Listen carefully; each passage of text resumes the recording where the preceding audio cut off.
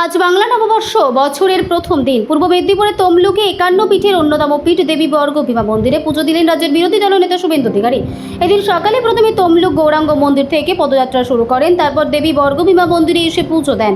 এদিন শুভেন্দুবাবু জানান, আজ সবাই হাল খাতা করতে এসেছে, আমি রাজ্যের হাল ফেরানোর খাতাতে সিঁদুর দিয়ে এলাম। সেন্ট্রাল কোর্ট চাই মুর্শিদাবাদে, মালদাতে বা অন্য জায়গায় হিন্দুরা আক্রান্ত হয়েছেন, আমি কোর্টে গেছি। ভাঙড়ে হিন্দু আক্রান্ত হয়নি, মমতার পুলিশ আক্রান্ত হয়েছে।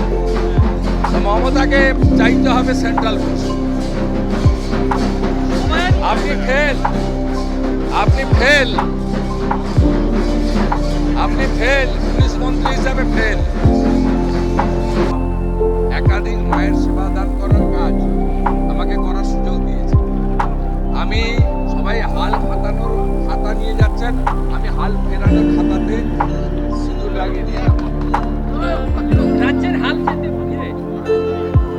হিন্দুদের কাটছে ভাই মুর্শিদাবাদে, বাড়িতে ঢুকে গলা কেটেছে, বলছে এর পরের পরবে জবাই করবে। কি বলছেন? কি তুমি দেখেন না, ছবি দেখেন না?